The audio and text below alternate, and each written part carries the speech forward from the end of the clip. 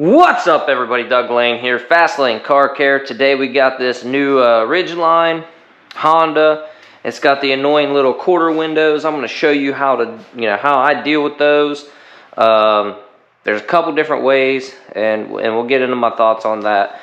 But this process is going to be the same or very similar for the Passport, the Pilot, of course, obviously the Ridgeline, and I believe certain year Odysseys use the exact same quarter design. So that means the process is going to be the same. First things first, what we need to do is we need to determine, because this is going to be a match for the factory tint, we need to determine what the best tint match is going to be. So to do that, I'm going to whip out my two-piece light meter. These are $300-400.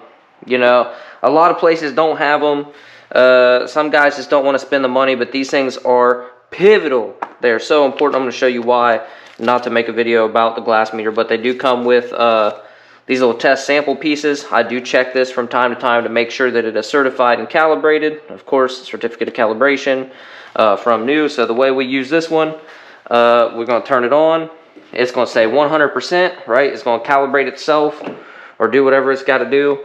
And boom, boom. This is why I like the two-piece model versus the just hang over the edge. So this is actually 15% factory glass. That's kind of dark.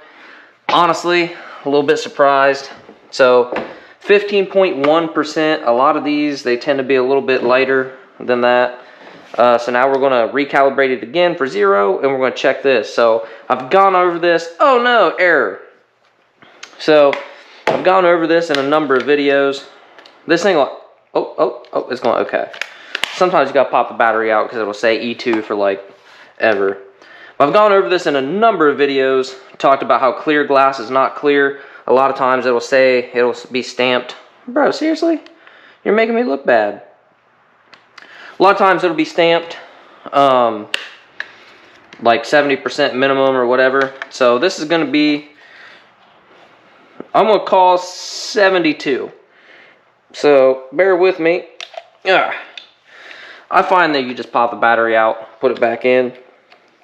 It works. I don't know why. It only does it once in a blue moon. And guys, I use this thing nearly every day. Come on now. Get in there.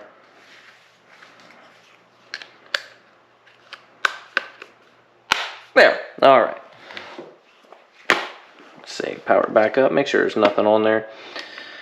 Power it back up. I'm going to say 72%. Is that what I just said? So 100%.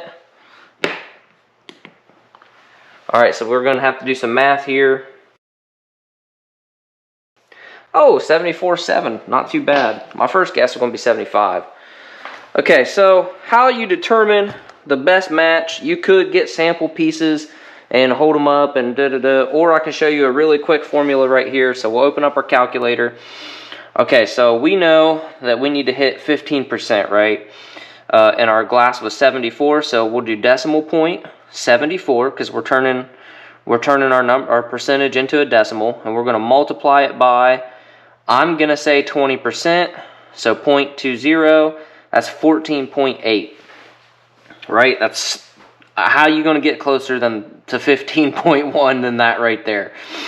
But sometimes, let's say you've got a 25% glass, we can do 0.74, which is what our clear glass was, and multiply that by 0.35. That's going to get us to 25.9. So now we need, in a hypothetical scenario, we would need 35% on the front doors, because remember, this glass is not clear, so the 35% onto this not clear glass would get us to 25.9.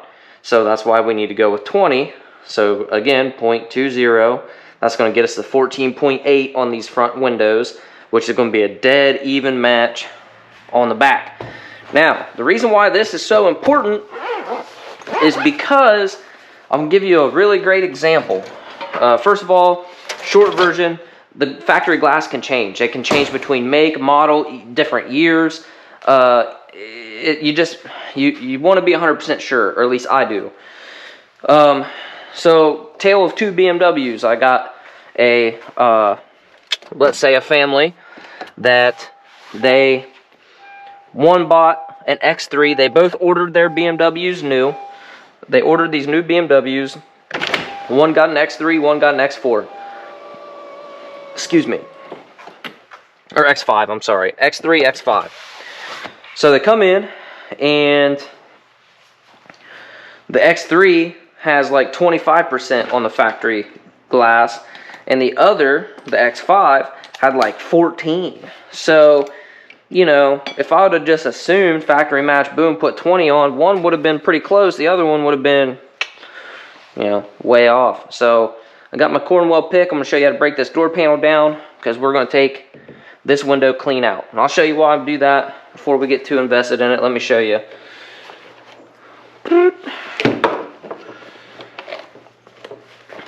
Grab a shank here. See if I can get you in here. So what a lot of guys do is they want to fight and try to tuck like that. I mean, there's not a whole lot of room for starters, and it's quite tight. And yeah, some guys will jam hard cards and all that stuff in there and try to create space and all that. But I don't know if you guys can see this too. Look at all this dust and dirt. Like, I mean, you're gonna have to try to get that clean and all that stuff. I mean, in some cases, I can't even get my shank down in there to get started. Now, yeah, we can sit here for 5-10 minutes and shove hard cards and all that stuff in, but you'll see up here on the top, you don't have much wiggle room. And I see a lot, and it's really tight on this back side. I see a lot of these cars in parking lots that they'll have a cut edge right here, you know, an exposed cut, and a lot of times right here too, because, you know, it's really tough to fight these to get, you know, to get the film down into place and all that stuff. So I'm gonna show you how easy it is. I don't think I've ever actually done a Ridgeline, so bear with me. I've done a bunch of Passports and Pilots. Like using these little parts trays. Now, this is just the front two windows, so nothing too crazy. 2 Phillips screws. Boom. And, yep, I was going to say, I know there was another one down here. Now, this general process is actually the same for, or similar, I should say, is very similar for like every other design that has that, not every other, but a lot of them that have that quarter window up here.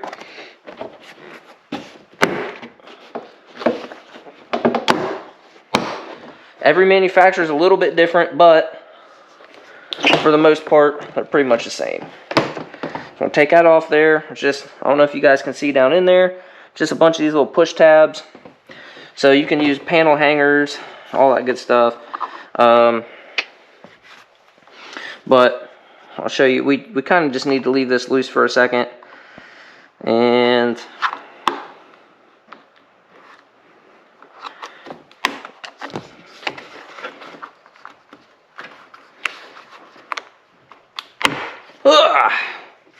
that one just got one metal clip.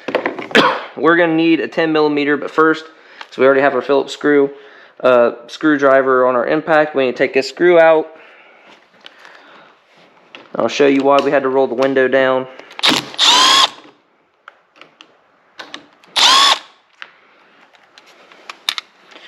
Alright, so what I am going to do for right now is I don't really use the panel hangers because some of them just kind of suck. I like to just line up the tabs and put 2 tabs back in it. 2 or 3, boom, it'll hold the weight of it right there. Now, we'll get our 10mm.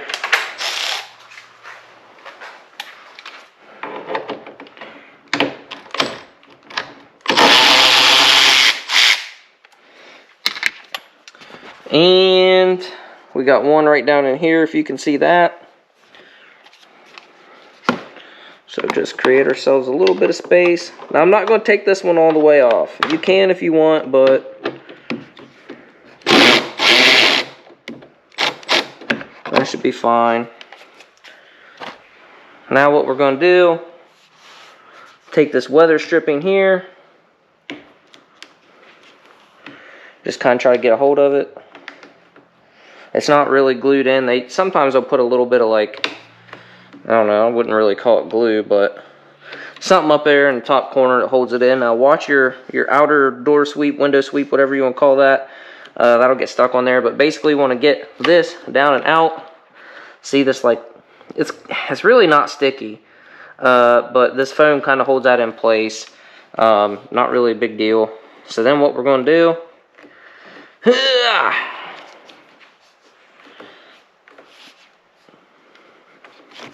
oh, wait a second. I take that back. There's a black screw right there. We don't want to take that one all the way out, but we do want to take this one all the way out. Forgot about that. This is why I love magnetics. So the reason I like to leave one is we're going to wiggle this and create space so we can take this panel out. But if we take all of them out, this track will just flop around. And sometimes it can be a pain because you got to get the window, you know what I mean? Oh, you probably won't be able to see, but we have to get the glass back in that groove before we can roll it up, and it just makes it kind of a pain. So I don't know why this one's trying to fight me, but normally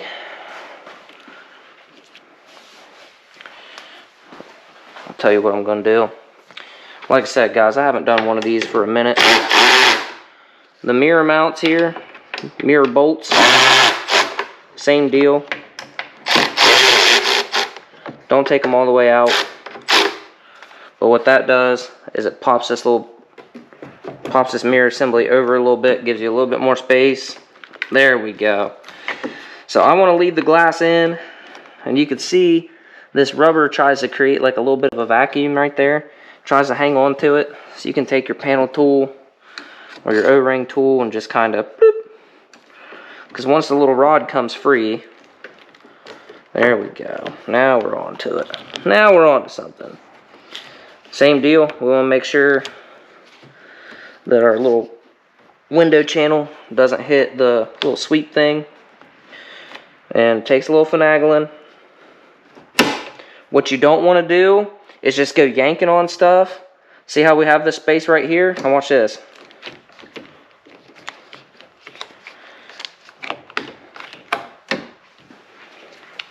And I'll show you why I like to take the extra 5 minutes, which, like I said, probably take more than 5 minutes because I'm explaining everything, but you can see on this, let me get this off. Hopefully you can see on this dirt line right here, especially on this back edge, you don't have a whole lot of room. So you got to try to tuck this, you got to get this pattern to where you have enough film to tuck everything. But you can't have too much on the bottom or it'll suck in all this dirt. You can't have too much up here because obviously it won't, you know, if you go past the edge of the glass, it won't lay. And the gasket's tight, guys, so why sit there and fight when you can literally just pull it out and then tint it that way. So this is self-explanatory. You can do this part of it 100 different ways. You can lay it flat, you can prop it up. I mean, if you have a vise, I've seen guys wrap the glass in like a microfiber towels or whatever and hold the glass. I just prop it up once I'll get everything cut, all that stuff, and then I'll prop it up because you want to have the glass vertical anytime you can. If you lay it down like this, you're going to get extra dust and dirt. Like you can just see stuff floating around, even though it's pretty clean. There's no air moving. That's just how it works. So I'm gonna pause the video real quick. I'll bring you back. That's how you pull these quarter panels out, or these quarter windows out. As you can see, this is all it's all secure. We don't have any panel hooks in the way. You know, it goes back together. Like I said, super easy. Remove these or back these screws out so that'll flop out of the way and give you a little bit of extra space. I mean, if you're not trying to make a video about it, 5-10 minutes to pull them out, another 5-10 minutes to put them in if you're taking your time, not rushing. I've done these before to where it's only taken me about 15-20 minutes total extra, and to me it's worth it because if you sit there and try to fight that film up in there and all that, and you end up creasing a pattern, you crease the film or you get a bunch of trash in and you have to redo it, guess what? You just spent more time than you needed to. So My method is I'll tear this down, get one side out, tint it obviously. I'll post heat it with the torch, get it warm, not super hot. We're not trying to, you know, kill anything. We're not trying to melt it or anything. Just get it fairly warm so it'll tack up, because then we're going to go over and tear down the other side while this is kind of cooling back down and tacking up. Then we can safely put it back in here, and while we're waiting on the other one to dry. So I'll pull the other one out, tint it, all that stuff, and then I'll put this one back together, put it in, and then by the time I'm done putting that window back in, the passenger side will be ready to go back in. Boom.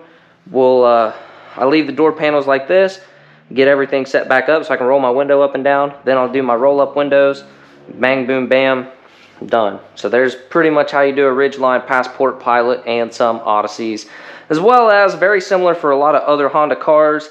Certain year body style Civics, the ones that have the quarter windows in the front and rear doors, same process. Pull the door panel back, find your little bolts, take it out.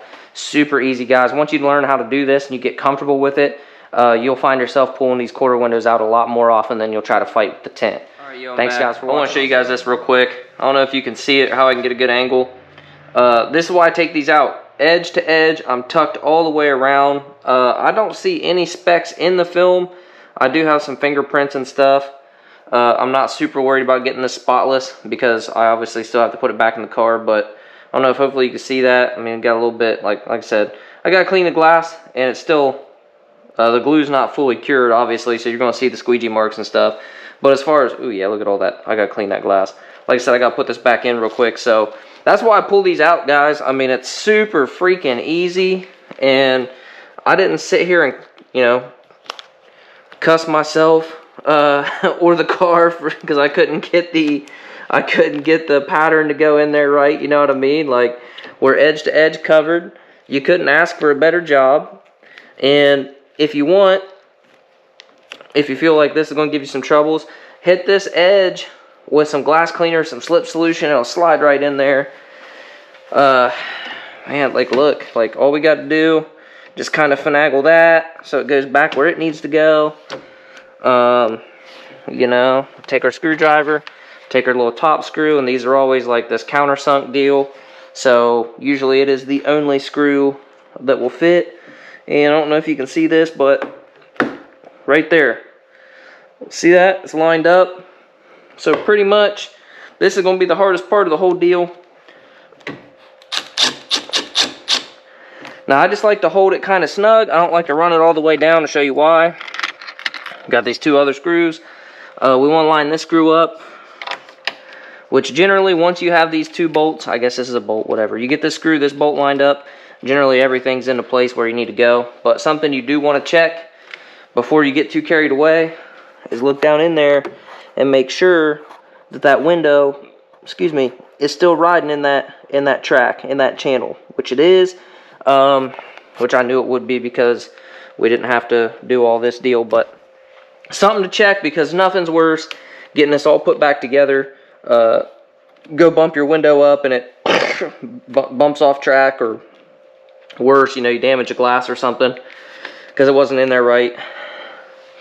And then it's just a matter of just finagling this back into where it wants to go. Not really a big deal. Reach down in here, see if we can't, just put it on the ratchet here. Once I get everything started, that's when I'll go ahead and snug everything up.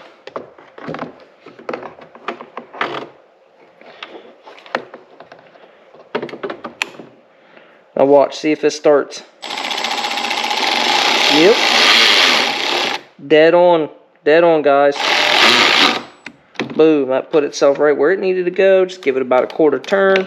No big deal. Hammer this one down. And first, before I torque that down, I am going to go ahead and do this just because I like to. It's not really going to matter.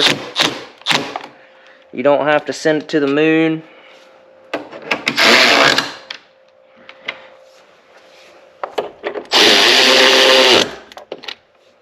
If you take this one all the way out, this, I promise you this will be the one you've got to fight with the most. It's a pain in the butt. but no big deal. That's why I don't take it all the way out. Same deal with this. You don't have to send it to the moon, guys. Just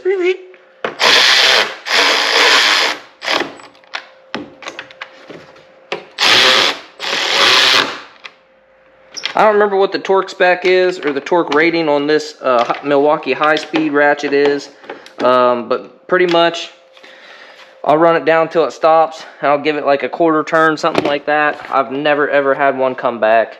And then this weather strip, I'll try to get you guys at an angle you can see. It's just a matter of kind of tucking it back in. I like to go on this back side first, just work it back in, and then usually the rest of it falls into place.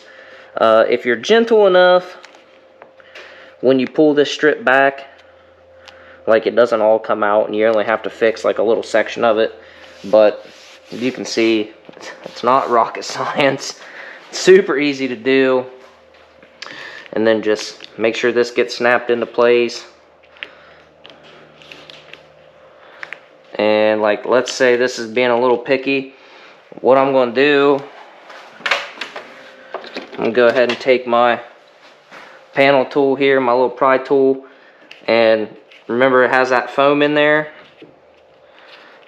So we're just going to kind of push on it a little bit.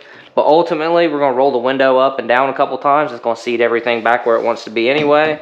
And bada bing, bada boom. You can see, I don't know how long this video is, but it doesn't take a whole awful lot of time, guys. And now we're set up. We can bottom load this window. This roll-up window, easy peasy, lemon squeezy. Oh, get in there. See, there you go. But super easy, guys. Appreciate you watching. I'll see you guys on the next video.